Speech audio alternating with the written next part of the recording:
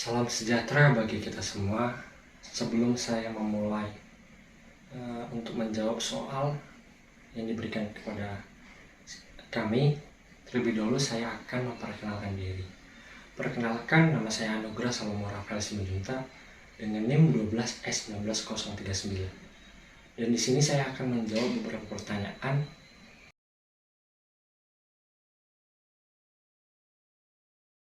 Pertanyaan pertama, gambarkan dan jelaskan proses sales and distribution. Di sini saya akan menggambarkan proses sales and distribution.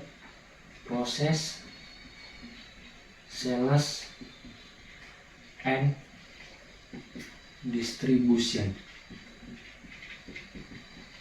yang dimana proses sales and distribution ini pertama kali dimulai dari pre-sale activity.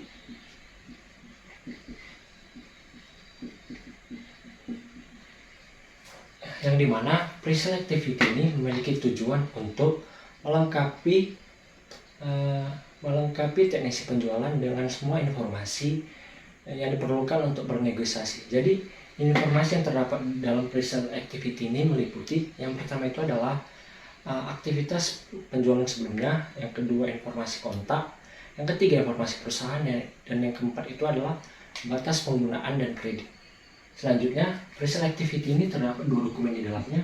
Yang pertama itu adalah inquiry,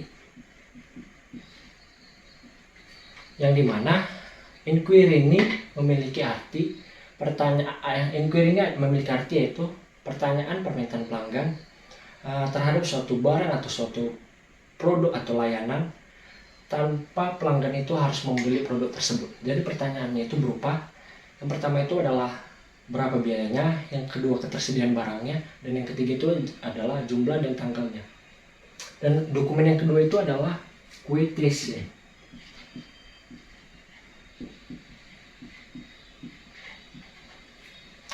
yang dimana dokumen quotation ini memiliki arti penawaran yang disajikan kepada pelanggan dengan memberikan informasi spesifikasi terhadap suatu produk atau layanan dengan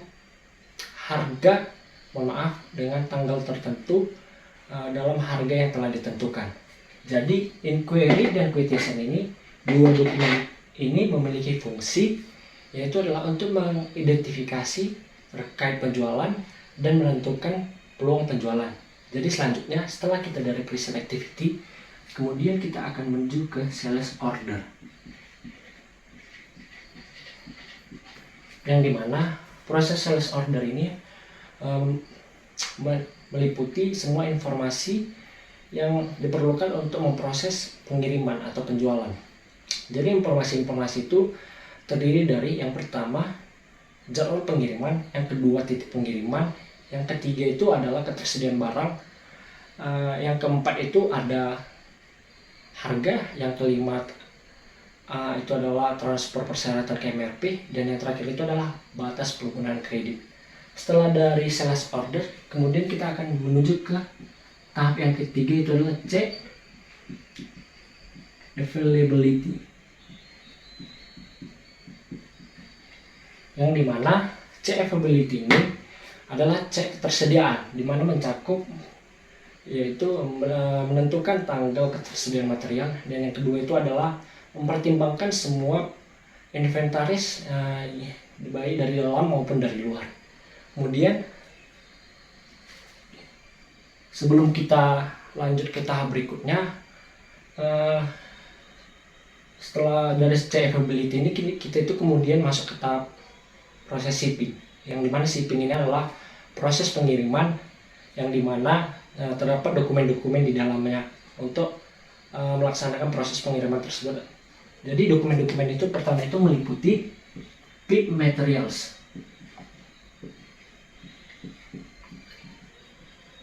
yang dimana pick materials ini adalah memindahkan suatu barang keluar dari inventory menuju ke storage location atau shipping area. Kemudian setelah dari pick materials, kemudian kita akan menuju ke P materials. Ini P materials ini dimana setelah di shipping area, barang itu kemudian akan dimasukkan ke dalam kontainer. Setelah dari pack materials, kemudian kita akan menuju ke post good issue, yang dimana post good issue ini mencakup sebuah pergerakan barang yang menampilkan internal material, dan di post good issue ini terjadi pengurangan pada inventory. Setelah kita siap dari post good issue, kemudian kita akan menuju ke customer invoice,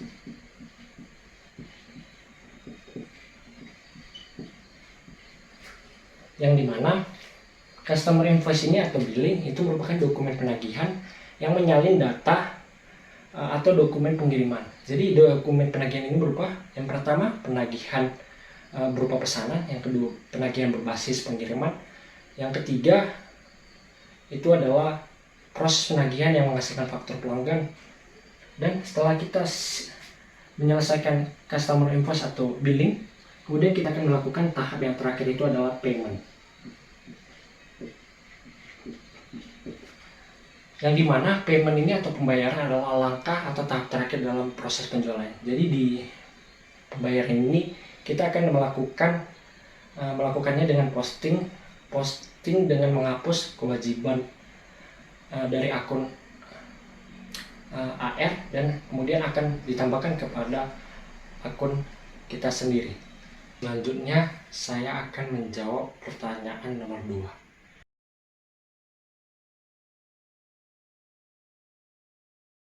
Pertanyaan nomor 2, jelaskan dan gambarkan proses procurement. Jadi di sini saya akan menggambarkan proses dan menjelaskan proses dari proses procurement. Proses procurement,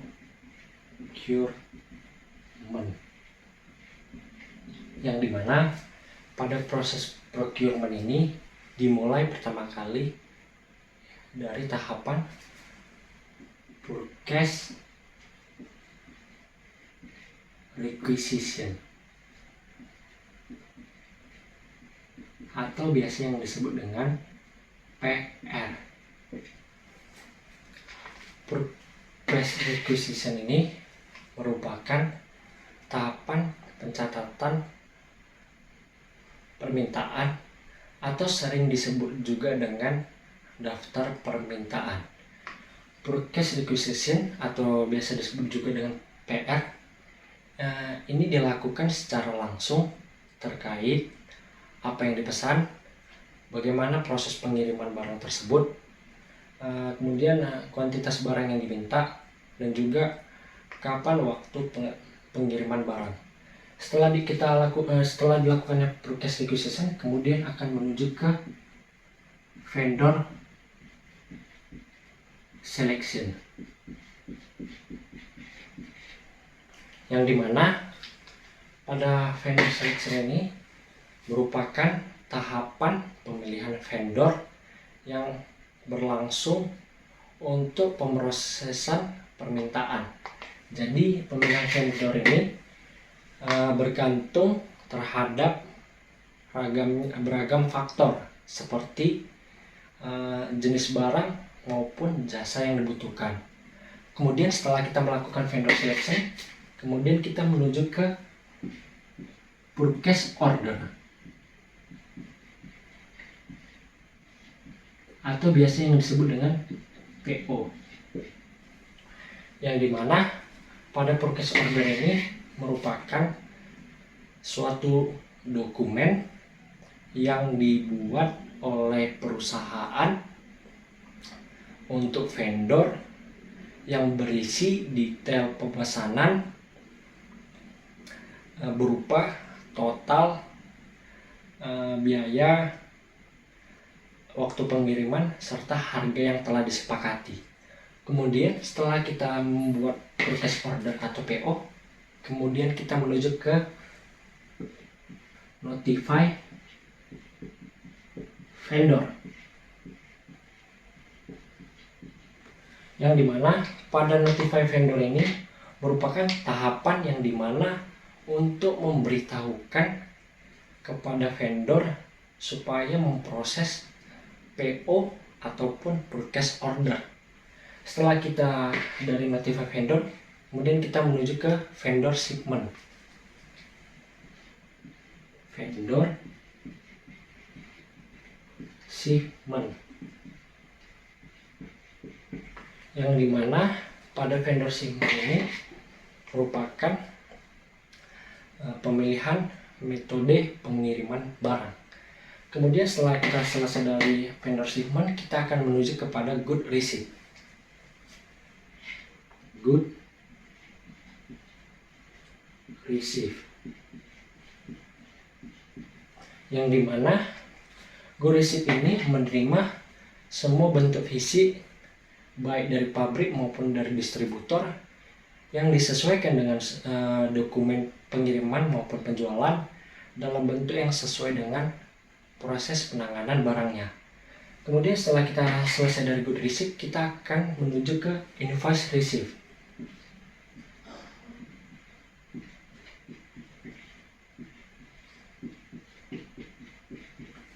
Yang dimana invoice receipt ini merupakan dokumen penjualan yang digunakan untuk membuat suatu faktur atau tagihan pelanggan dalam pengiriman barang atau jasa. Jadi invoice receipt ini dibuat setelah penerimaan atau barang atau jasa itu telah terkonfirmasi. Biasanya informasi dalam faktur ini berisi total biaya, jumlah total, dan biaya pajak. Setelah kita selesai membuat invoice receipt, kemudian kita masuk ke tahap yang terakhir, yaitu tahap payment to vendor. Payment to vendor ini merupakan tahap terakhir, yang dimana setelah kita menerima tagihan atau faktur, kemudian kita akan melakukan tahap terakhir, yaitu pembayaran kepada vendor.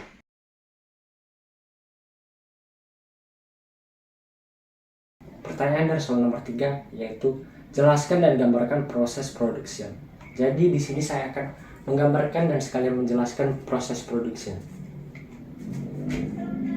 Proses production, yang dimana proses production ini dimulai dari production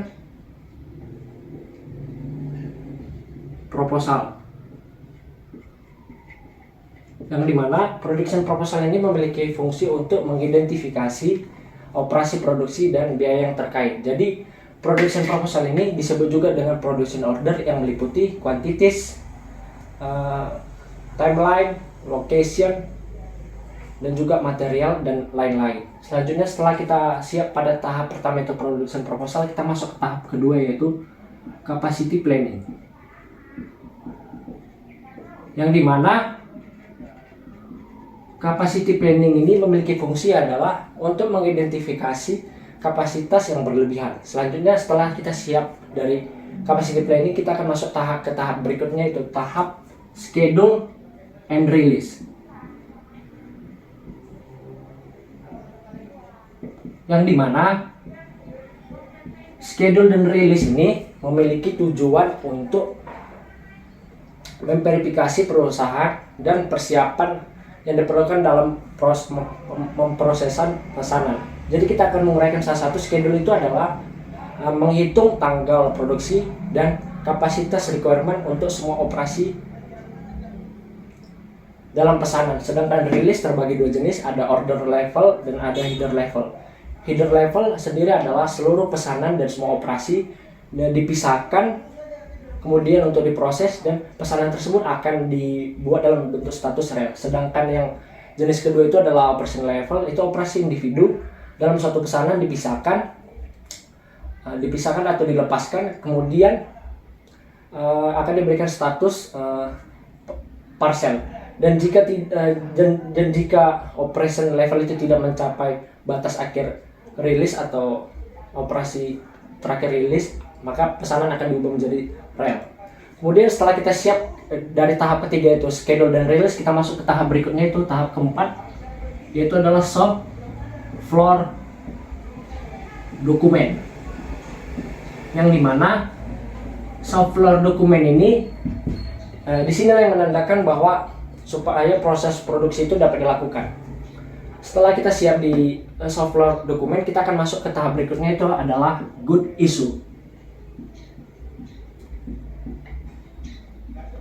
Yang dimana good issue ini merupakan pergerakan atau pemindahan barang atau bahan dari inventory. Kemudian singkatnya gini, good issue ini pergerakan atau pemindahan barang atau bahan dari inventory ke unit proses produksi atau manufaktur. Jadi di good issue ini akan terjadi pengurangan jumlah stok di inventory atau gudang. Selanjutnya setelah kita siap di tahap good issue, kita akan masuk ke tahap berikutnya, itu adalah confirmation.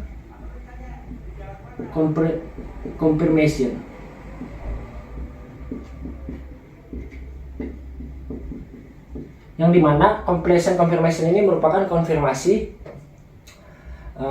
untuk memantau atau melacak perkembangan pesanan melalui production order. Yang dimana konfirmasi ini dapat berupa work center, good movements, date, personal data, quantities, dan lain-lain. Dan setelah kita siap di tahap confirmation, kemudian kita akan masuk ke tahap berikutnya, yaitu tahap good receipt.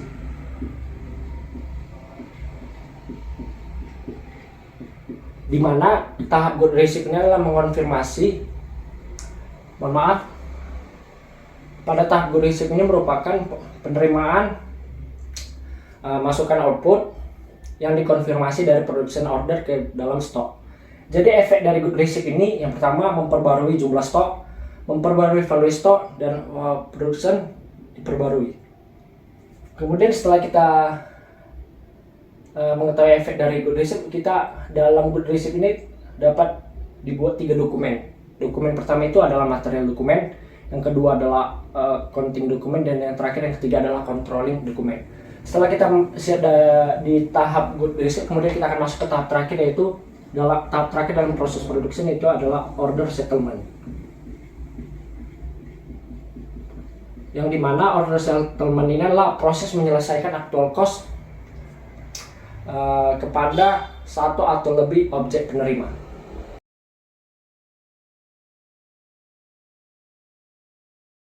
Pertanyaannya yaitu, jelaskan proses apabila suatu perusahaan ingin mengimplementasikan ERP. Jadi di sini saya akan menjawab pengimplementasian ERP pada perusahaan. Jadi saya akan menjawab terlebih dahulu, saya akan menjelaskan tentang ERP selection.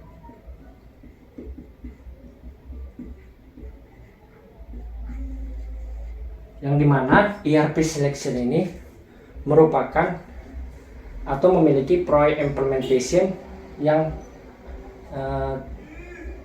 dan memiliki sumber daya perusahaan yang dimana akan terjadi tantangan atau rintangan terhadap proyek implementasi tersebut, dan juga dapat memakan sumber daya tersebut, sehingga dilakukanlah tahap atau fase yang paling awal, yaitu tahap ERP selection atau tahap fase seleksi, yang dimana ketika nanti suatu perusahaan ingin memiliki sistem ERP, mereka harus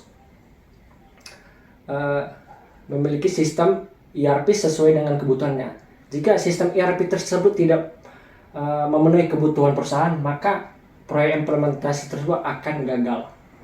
Sehingga dalam menentukan ERP, sebaiknya kita menentukan dengan jelas untuk masa depan. Seperti contohnya dalam sebuah perusahaan, jika ingin memiliki sistem ERP atau menentukan ERP, terlebih dahulu harus menentukan fungsionalitas yang dapat dipakai dalam 5 tahun mendatang. Selanjutnya, setelah saya menjelaskan ERP selection, kemudian saya akan menjelaskan memilih sistem ERP yang baik bagi perusahaan.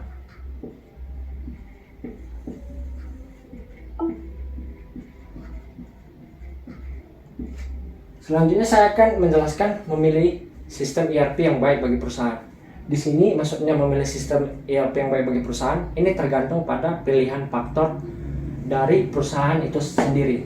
Contohnya, misalnya gini, jika faktor pada perusahaan tersebut adalah tujuan dari perusahaan tersebut. Jadi perusahaan itu harus memprioritaskan tujuannya tersebut.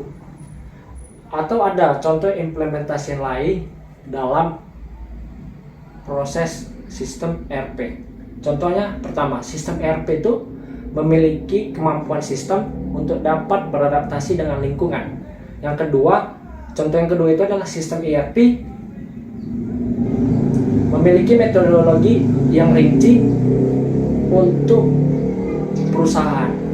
Selanjutnya, setelah saya menjelaskan memilih sistem ERP yang baik bagi perusahaan, saya akan masuk ke apakah arti ERP implementation. Jadi, arti dari ERP implementation adalah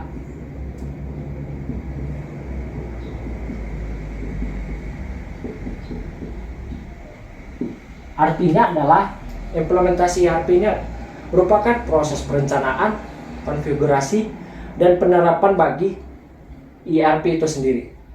Sistem ERP atau sistem implementasi ERP ini mengintegrasikan banyak fungsi di berbagai bisnis. Contohnya seperti keuangan, sumber daya, finansial maupun manufaktur yang memiliki manfaat yang dapat meningkatkan produktivitas dan efektivitas. Selanjutnya, setelah saya menjelaskan apa arti ERP implementation, kemudian saya akan menjelaskan ada 5 fase utama dalam proses implementation ERP. Ada 5 fase utama dalam proses pengimplementasian ERP. 5 fase utama itu, fase pertama adalah fase inisiasi atau fase tahap awal. Yang kedua adalah fase evaluasi. Yang ketiga adalah fase selection. Yang keempat adalah fase modifikasi. Dan yang kelima atau fase terakhir adalah fase penyelesaian. Setelah saya siap menjelaskan 5 fase utama dalam proses pengimplementasian ERP, kemudian saya akan menjelaskan berapa lama periode dalam pengimplementasian ERP. Di sini saya akan menjelaskan berapa lama periode dalam pengimplementasian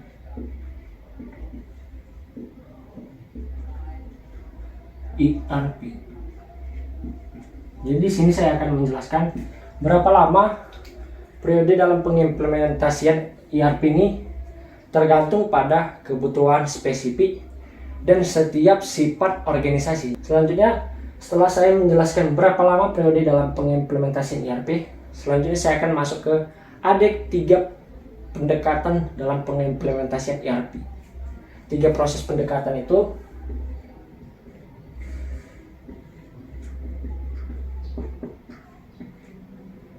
pendekatan pertama itu adalah pendekatan Big Bang, yang dimana pendekatan Big Bang ini memiliki kelebihan dan kekurangan. Kelebihan dari pendekatan Big Bang yang pertama adalah biaya keseluruhan deployment rendah, dan kelebihan kedua dari pendekatan Big Bang adalah hanya dibutuhkan 1 kali pelatihan. Sedangkan kekurangan dari pendekatan Big Bang yang pertama adalah risiko implementasinya. Kekurangan pertama dalam pendekatan Big Bang itu adalah risiko penerapan yang tinggi. Yang kedua adalah memerlukan waktu lebih banyak dalam merencanakan pengimplementasian. Dan kekurangan yang terakhir dalam pendekatan Big Bang itu adalah perubahannya yang tidak dapat diubah. Selanjutnya saya akan menjelaskan pendekatan yang kedua, yaitu pendekatan PACE. Yang dimana pendekatan PACE ini sama dengan sering juga disebut dengan pendekatan bertahap. Yang dimana pendekatan PACE atau pendekatan bertahap ini memiliki kelebihan dan kekurangan juga masing-masing. Kelebihan dari pendekatan PACE itu adalah kelebihan pertama itu adalah resiko pengimplementasian yang rendah. Kelebihan yang kedua adalah jika terjadi masalah pada pendekatan PACE, maka dapat diselesaikan dengan mudah atau menjadi dengan lebih cepat. Jadi pendekatan PES ini juga memiliki kekurangan. Kekurangan yang pertama dari pendekatan PES itu adalah jangka waktu dalam pelaksanaannya itu terbilang atau cukup lama, dan kekurangan dari pendekatan PES atau pendekatan bertahap itu adalah kesalahan terhadap sinkronisasi data antara solusi ERP baru dengan sistem lama. Kemudian saya akan menjelaskan pendekatan yang terakhir atau pendekatan paralel. Di sini pendekatan paralel ini juga memiliki kelebihan dan kekurangan. Kelebihan dari pendekatan paralel ini, kelebihan pertama itu adalah ERP atau implementation ERP minimal. Yang kedua, implementasinya ini lebih lambat daripada pendekatan Big Bang, tetapi lebih cepat dari pendekatan PES atau bertahap.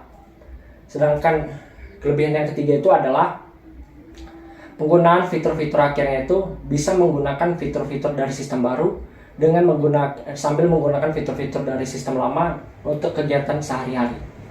Dan juga ada kekurangan dalam pendekatan paralel. Yang pertama itu kekurangan ini, pendekatan paralel ini memerlukan biaya yang cukup mahal atau biaya yang tinggi atau cukup tinggi atau mahal. Kemudian kesalahan keduanya atau kelemahan kedua dari pendekatan paralel adalah terjadi entry data yang dimana setiap data yang masuk harus dicatat baik di dalam sistem lama maupun di sistem baru. Demikianlah hasil jawaban dari saya dengan menjawab beberapa pertanyaan yang diberikan. Jika ada kesalahan dan tutur kata mohon dimaafkan. Sekian dan terima kasih.